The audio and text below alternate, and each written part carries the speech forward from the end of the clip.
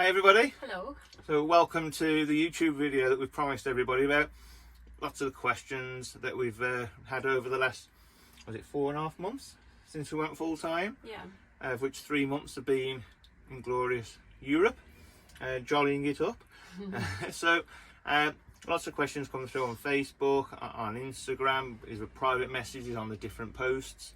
So as I say, what we're going to do is kind of go over some of those questions and give you some answers. So the first one, well, how much does it cost? How much did it cost for the last 3 months to do those 3 months in Europe? What was the cost? And the answer is coming soon in another video. I think we were quite surprised, weren't we, on some things are up, some things down. Yeah.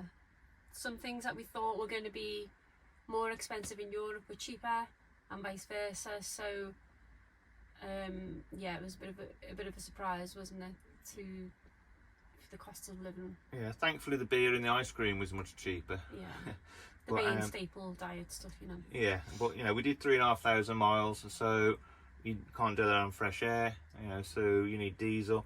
So we have costed everything up almost, so we'll get that out in a video for you. Yeah. All about how much it cost to travel Europe for 3 months. So the next question we've got is about the kids' education and socialising. So how do you educate the children, and how does it affect them for socialisation?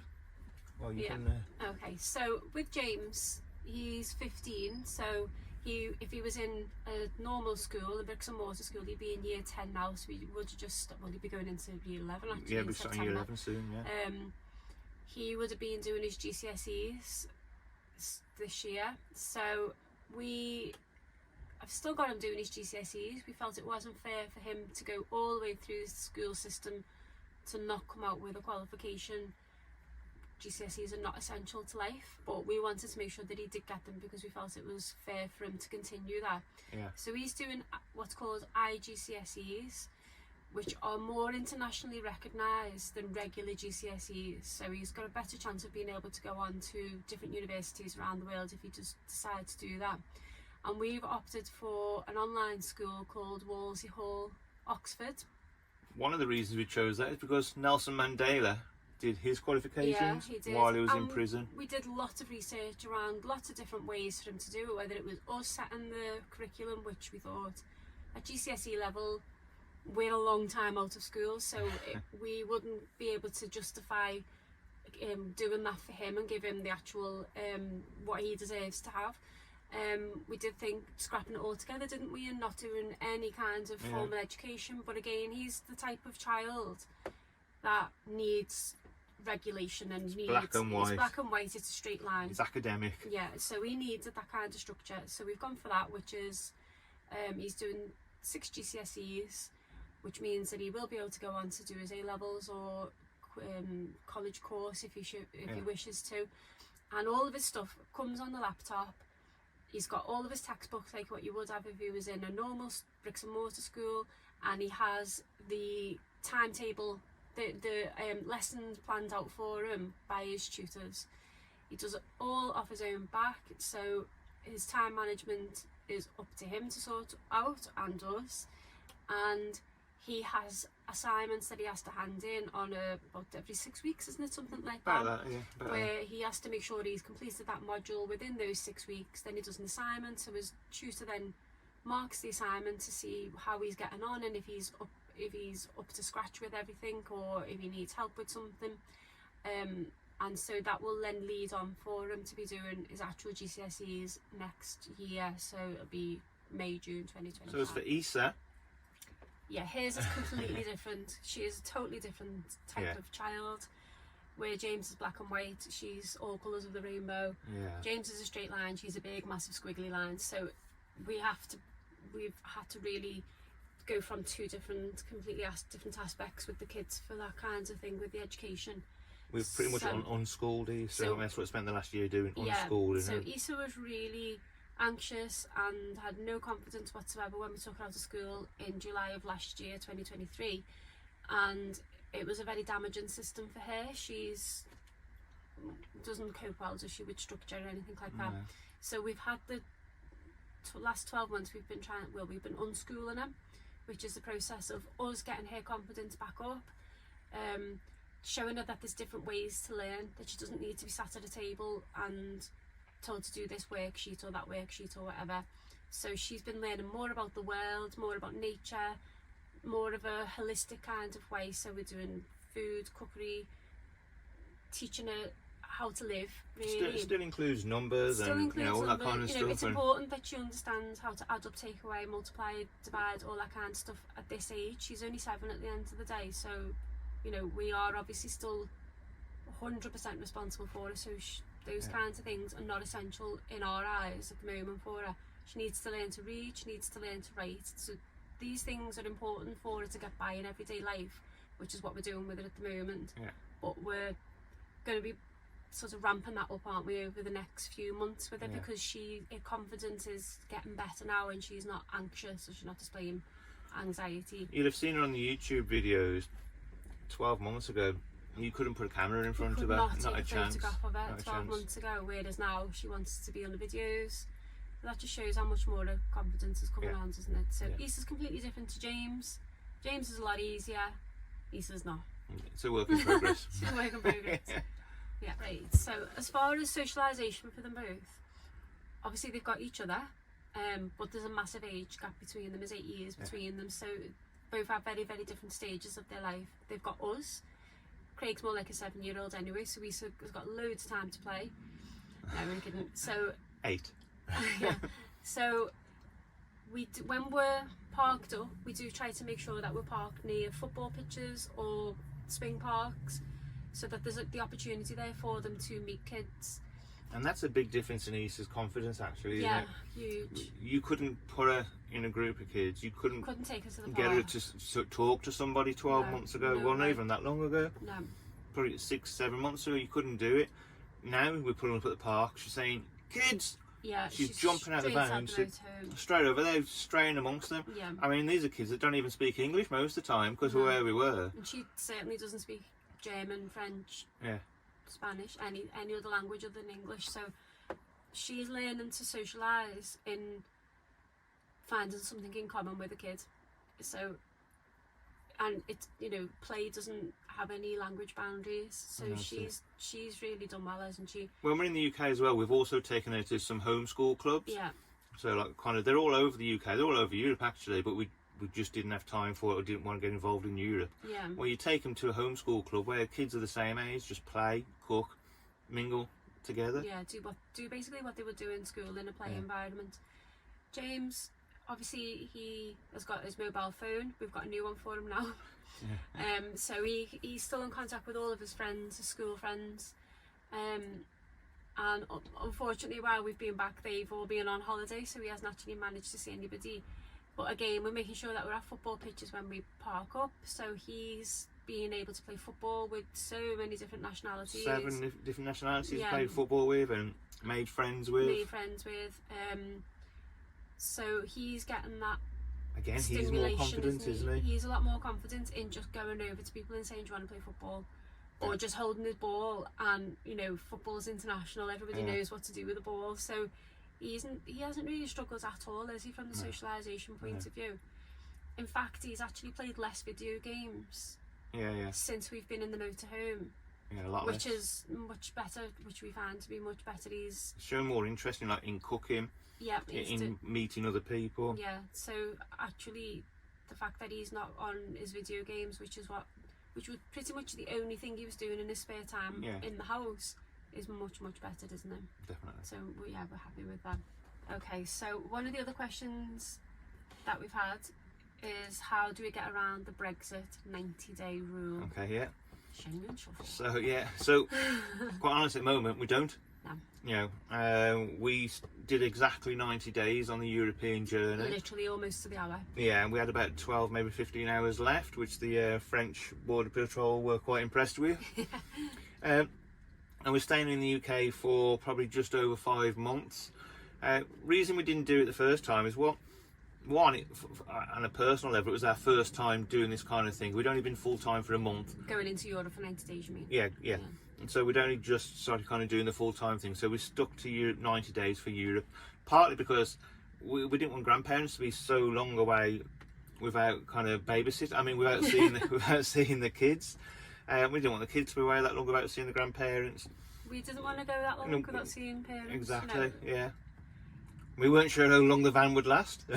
Well, that's a big thing, isn't it? Because you know, if you watch our previous videos, you'll know that we are driving an old van, and lots of things have gone wrong, and we didn't want to be away from the UK too long in case we had a major problem. Just so happened we were slap bang in the middle of the trip and the major problem happened, but we got it sorted. But there are ways around it. So if you don't know, there's something called the Schengen Shuffle. So I'm not going to do a dance. It's not a new video dance. It's the lesser known sister of the Harlem Shuffle. Yeah, that's it. Yeah. So you don't have to come back to the UK. You can just go to any non-Schengen, non-EU, non-Schengen listed country. Yes. You can go to like Morocco, Turkey, Albania. There's loads. You can go on forever. You can pop in for 2 weeks and you extend your journey. You can pop in there for 3 months and then come back to the Schengen places for 3 months. Yeah. That's not something we've got planned right now, but it is something we're kind of looking at and considering of when the time is right. Yeah. That's what we can do. So that's how we're getting around it. We're not getting around it, but we know how to get around it. Yeah. I hope that helps. So the next question we've got, and by the way, I'm not putting names on these because, well, we wrote that many questions down over the time. Lots of people have asked the same ones over and over as well, haven't they? That's it. So what's your plans? And we're not sure how kind of in depth you want us to go on it, but short term, we're going to set off on the coast of Wales. We're going to head down to Cornwall, and we're going to do lots of things around. We're going to do Scotland. So whilst we're in the UK, because the plan is to go back over to Europe in December between Christmas and New Year after we've had Christmas with our families. So initially, like Craig said, we're going to head down the Welsh coast. So we're in August now. Head to Cornwall for a month, I think, aren't we? Mm-hmm. And we've got something to talk to you about in another video.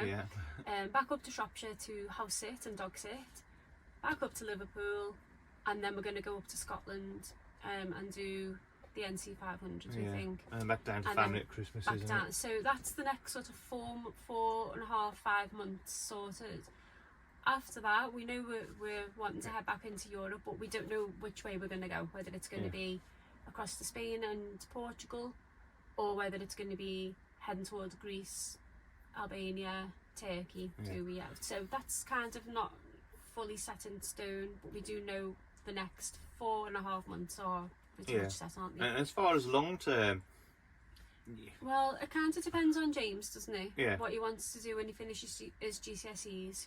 We've got like another 12 months with James before any decision, before he goes on to his next stage of what it is that he wants to do. If he wants to continue in the motorhome with us, then we'll just carry on travelling. Yeah. If he doesn't, then we'll have to cross that bridge when we come to it. But we won't be moving into a house. No, it's unlikely that we'd move into a house. No. And then obviously James then is going to be 18 in a few years' time, or 2.5 years' time, and he's wanting to go into the Navy, so he wants to go in when he's 18. And then Issa then will only still be 9, 10 by that point, so we'll just carry on travelling. We've got loads of places that we want to go to. Our plans kind of just go into the future, so we can't really, we could do a whole 30-minute video on what our plans are. And as you know from watching, if you've watched the previous YouTube videos, plans are something that fluid. Kind of, very fluid. Plans are there to be kind of broken. But the next 4.5 months are pretty much set, aren't they? Yeah, definitely. So the next question is, I love this one, why did you go full-time, and how has it been in a small space? Okay.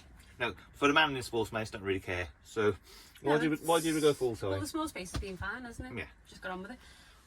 So we went full time because we both are self-employed, which actually will lead on to another question in a minute. So we're both self-employed.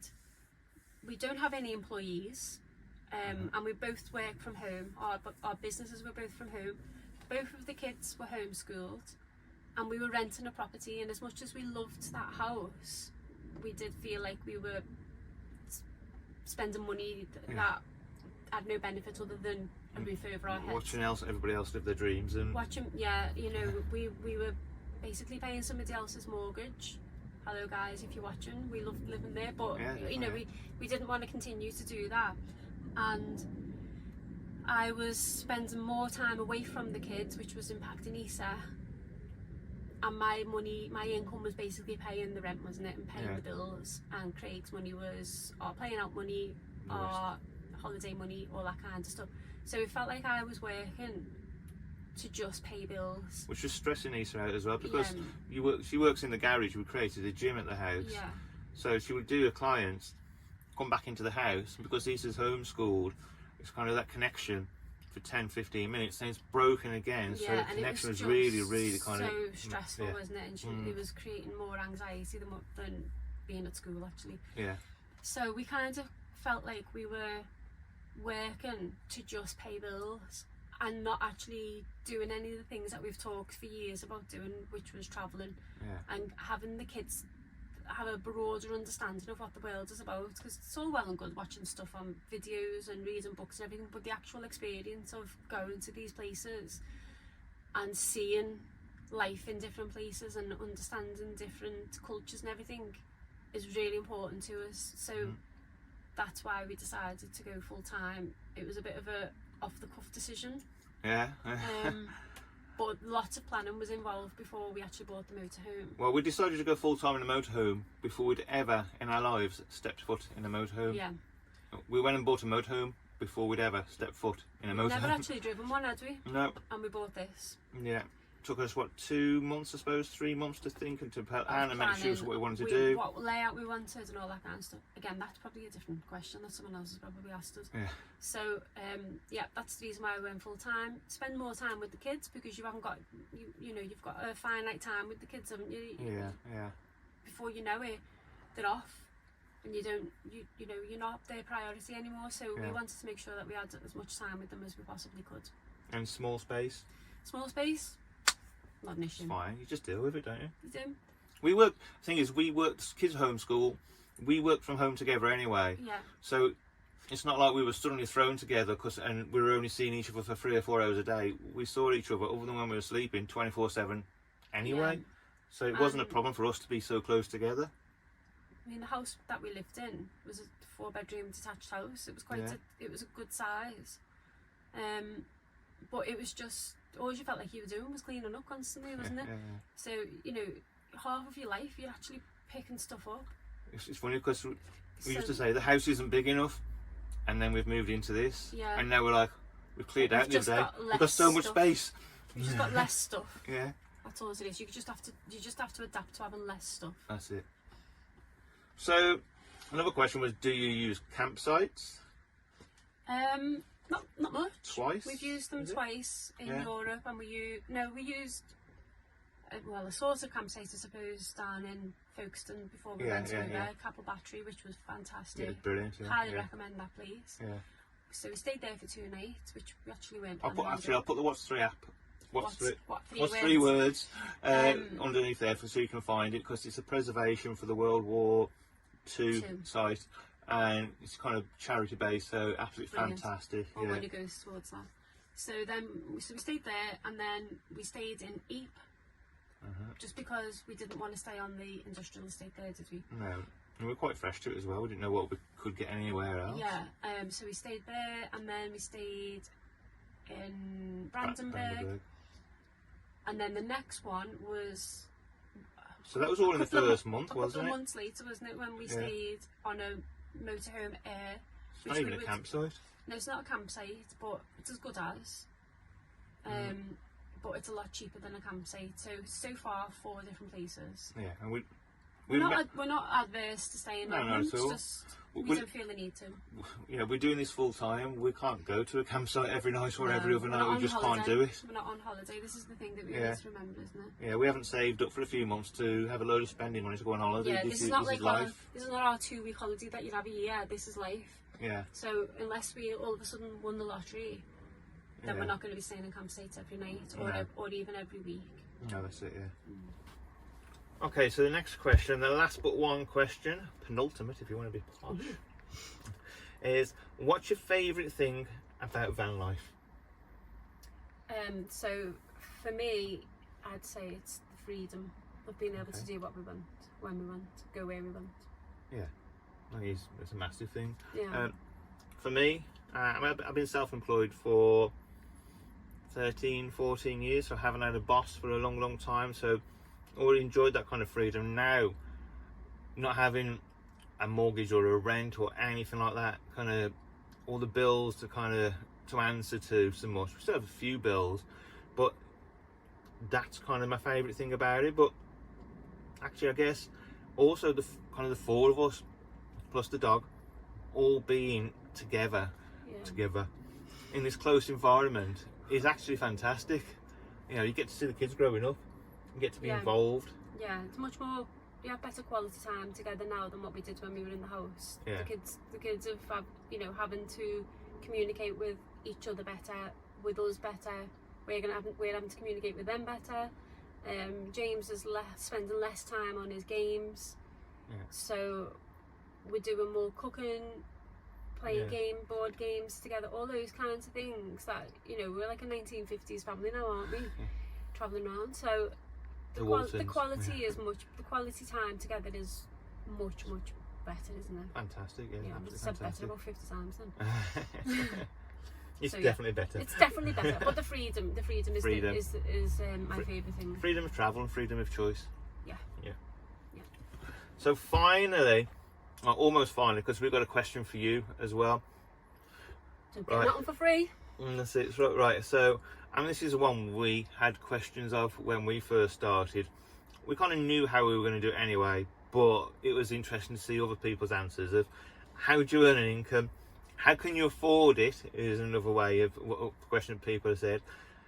Somebody else has said, how much do you earn from YouTube? I'll answer that one straight away. Zip. Nothing. Nothing. If you're seeing this video in 10 years time, maybe we're earning something.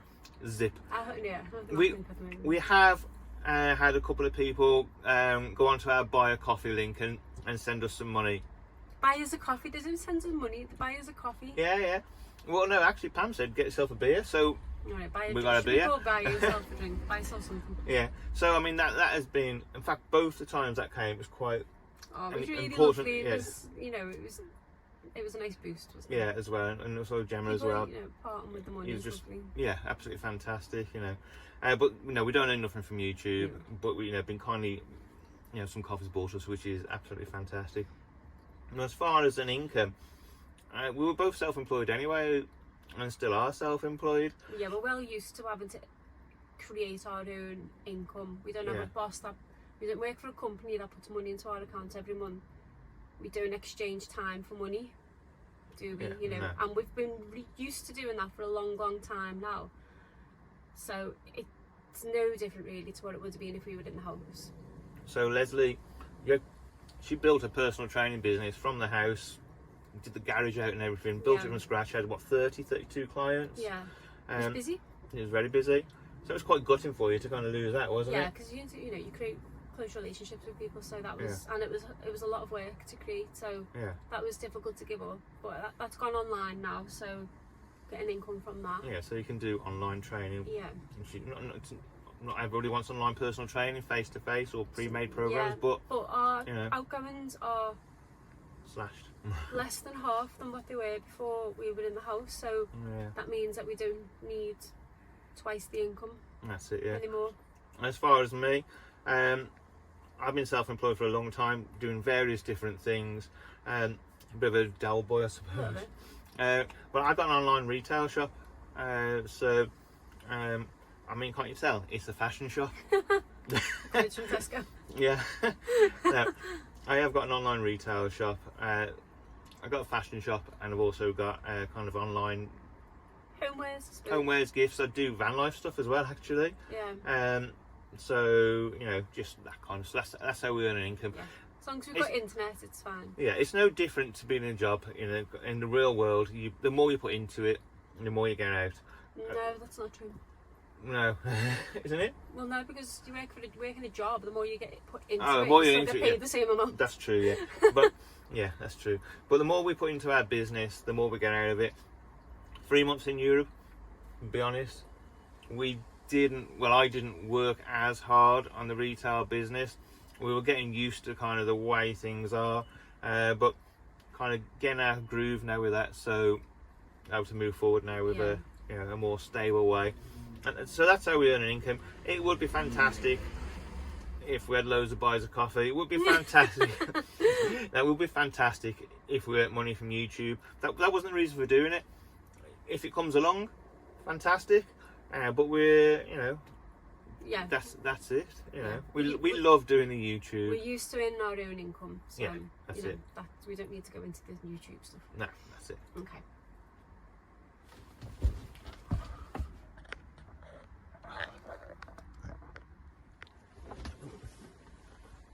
So finally, we got a question for them, haven't we? Yeah. For those of you who watch our YouTube videos, thank you very much. Well, yeah, thank you very much indeed. Yeah, it's brilliant that you watch them. But how do you want us to kind of proceed?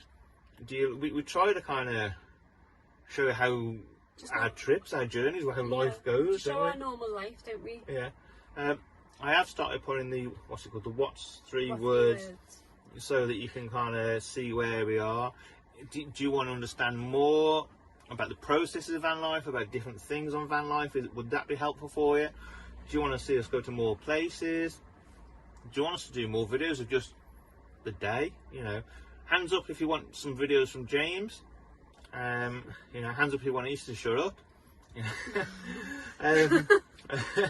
So yeah, what do you want us to do? Is there anything you want us to change that we'll kind of adapt that'll help you? We're not going to be moving into a house, so don't suggest that. No. But yeah, that's what we want to do. We want to make sure the YouTube videos are kind of entertaining but also informative. So just any suggestions of how we can keep them going. So that's it for all the questions. Thank you very much for watching the video. Thanks for your time. Thanks for all the questions. Thanks for being with us on the journey. Don't forget, we're on Facebook, we're on Instagram, we're on TikTok, but don't really update it that much. No idea. No. Okay. So, but obviously we're on YouTube as well. So if it's your first time watching, have a look back, have a look at the different videos. We've got it all in playlists to try and make it easier for you to watch. And pop over to Facebook and Instagram and say hello and join us there. So thank you very much. Thank you. Bye.